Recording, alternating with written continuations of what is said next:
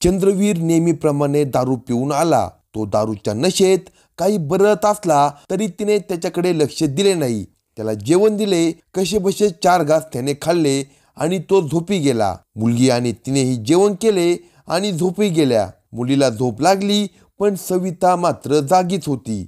मध्यरात्रीच्या सुमारास सगळीकडे शांतता पसरल्यानंतर ती उठली आणि तिने अरुणला कॉल केला.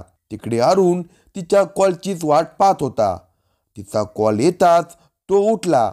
कपाटात ठेवलेली गावठी पिस्तूल त्याने काढली. त्याने हळूच दरवाजा उघडून बाहेर डोकावले. बाहेर नीरव शांतता होती. तो घरातून बाहेर आला आणि शेजारच्या दारावर टकटक केली. तिने पटकन दरवाजा उघडला. तो घरात शिरला. चंद्रवीर गाढ झोपला होता. ते दोघे त्याच्याजवळ गेले. अरुणने आधी एक प्लॅस्टिकची मोठी बादली चंद्रवीरच्या डोक्याखाली ठेवली. त्यानंतर त्याने पिस्तूल अगदी चंद्रवीरच्या डोक्याजवळ लावले आणि गोळी झाडली. गोळी डोक्यात आरपार शिरली. डोक्यातून रक्त वाहू लागले. अरुणने प्लॅस्टिकची बादली त्या रक्ताच्या धारेखाली लावली. सगळे रक्त त्या बादलीत पडू लागले. ते शांतपणे चंद्रवीरच्या मृतदेहाकडे, त्याच्या डोक्यातून पडणाऱ्या रक्ताकडे पाहत राहिले. सगळे रक्त निघून गेल्यानंतर त्याने बादली बाजूला काढली आणि मृतदेह सरळ केला. आता पुढचे काम करण्यास तो तयार झाला होता. चंद्रवीरच्या उजव्या हातात कडे होते. ते कडे काढण्याचा सविता प्रयत्न करू लागली, पण ते कडे काही निघाले नाही. मग अरुणने त्याचा हातच तोडला आणि कडे काढले. तो तोडलेला हात एका प्लॅस्टिक पिशवीत ठेवला. त्यानंतर अरुण बाहेर गेला. मध्यरात्रीची शांतता पसरली होती. तो आणि सविता या दोघांनी मिळून चंद्रवीरचा मृतदेह उचलला. दरवाजापर्यंत आणून ठेवला. दरवाजाजवळ मृतदेह ठेवून अरुणने आपल्या घराचा दरवाजा उघडला. आजूबाजूला पाहिले आणि सविताच्या दरवाजात असलेला मृतदेह उचलून झटक्यात अरुणच्या घरात नेला. मृतदेह तिथे टाकून सविता घरी परतली. दार झाकून झोपी गेली. तिकडे अरुणने चंद्रवीरचा मृतदेह शौचालयासाठी म्हणून खोदलेल्या खड्ड्यात टाकला. खड्डा बुजवून घेतला. जमीन ठीकठाक करून तो झोपी गेला. दुसऱ्या दिवशी एकीकडे सविताने नवऱ्याची शोधाशोध सुरू केली, तर दुसरीकडे आपण त्या गावचेच नाही या आविर्भावात अरुणने गौंडी बोलवून घरातील फरशी बनवण्याचे काम सुरू केले. सगळीकडे शोधाशोध करून चंद्रवीर काही सापडला नाही. तेव्हा चंद्रवीरच्या भावाने पोलीस ठाणे गाठले आणि आपला भाऊ बेपत्ता झाला आहे अशी तक्रार दिली. दारूच्या नशेत कुठेतरी असेल, येईल परत असे समजून पोलिसांनी ही तक्रार नोंदवून घेतली. आजूबाजूला शोधही घेण्यास सुरुवात केली, पण तो काही सापडला नाही. दुसऱ्या दिवशी रात्री अरुणने पिस्तूल शेजारच्या रिकाम्या जागेत पुरून टाकली. ना मृतदेह ना पुरावा, सगळेच गायब झाले. पोलिसांचा शोधही थांबला. मात्र सविताचा दीर तिच्याकडे संशयाने पाहू लागला. तो काहीतरी करेल, त्याआधीच आपण केले पाहिजे हे लक्षात आल्याने सविताने पुन्हा पोलीस ठाणे गाठले.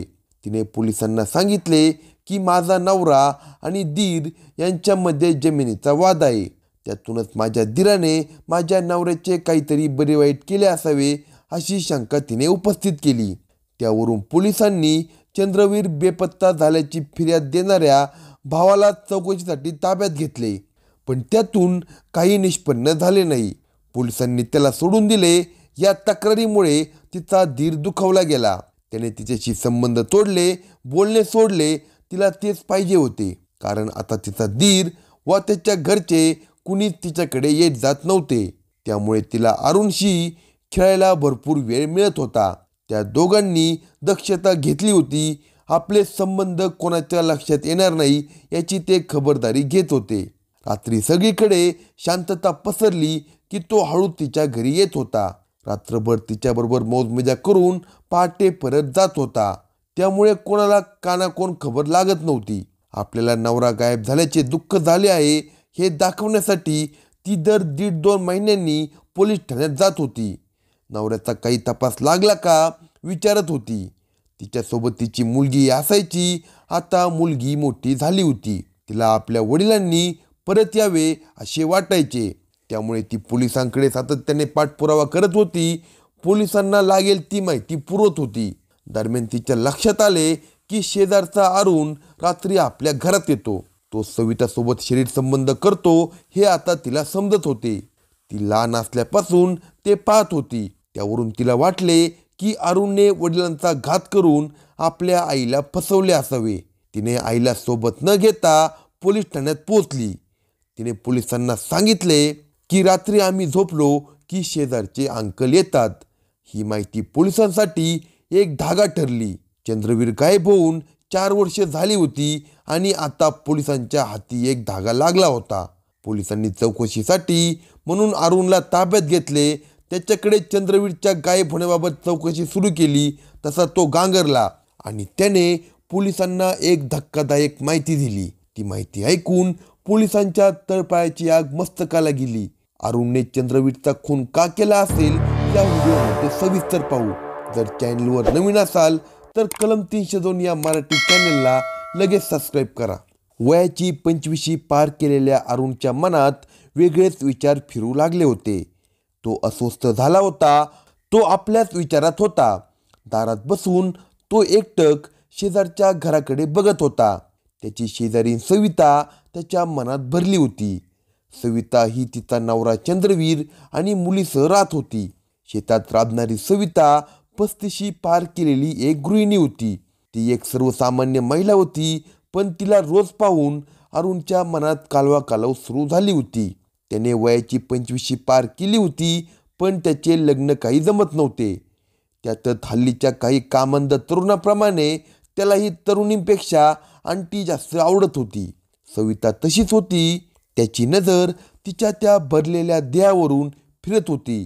तो तिच्याशी काही ना काही काम काढून बोलण्याचा प्रयत्न करत होता. ती शेजारीण असल्याने तीही त्याच्याशी बोलत होती, पण त्याच्या मनात काय चालले आहे याची तिला जाणीव नव्हती.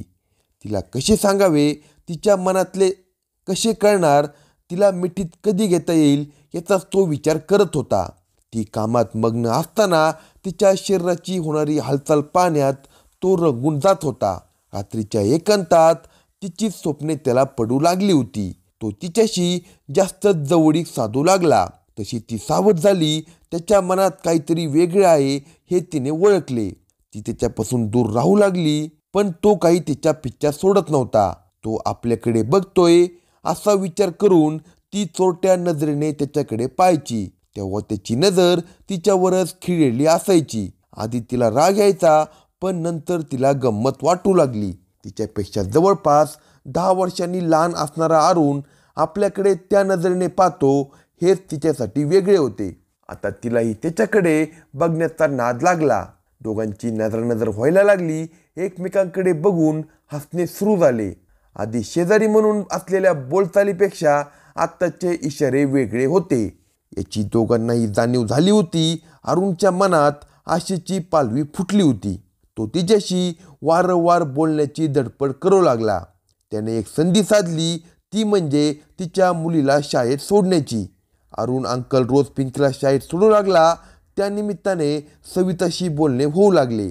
आता ती त्याला चहा पाणी देऊ लागली. तो तिच्याशी बोलत बसू लागला. नवरा कामासाठी बाहेर आणि मुलगी शाळेला गेली की तो तिच्याकडे यायचा. तेव्हा ती पण रंगात यायची. तोही संधी साधण्याच्या तयारीत होता. त्याने आता तिच्या नवऱ्याबरोबरही दोस्ती केली. रात्री नवऱ्याला दारू पाजून तो घरी घेऊन येऊ लागला. दारूच्या नशेत चंद्रवीर कुठेतरी पडेल म्हणून त्याला घेऊन येतो असे अरुण म्हणत होता. पण तो हे का करतो हे तिला माहीत होते. तो रोजच रात्री उशिरापर्यंत थांबायचा. चंद्रवीर दारूच्या नशेत गाढ झोपलेला असायचा. मुलगीही झोपलेली असायची, तरी अरुण थांबायचा. सविताचे सगळे काम संपेपर्यंत तिच्याकडे पाहत राहायचा. त्याची चुळबुळ तिला जाणवत होती. अखेर तिचाही संयम संपला. तिने एकदा मुलीला आतल्या खोलीत झोपवले आणि दरवाजा बंद केला. तोवर अरुण चंद्रवीरला घेऊन आला होता. चंद्रवीर नशेत चूर होता. तो येताच अंथरुणावर कलंडला. तो शुद्धीत नव्हता. बाजूलाच गादी पसरली होती.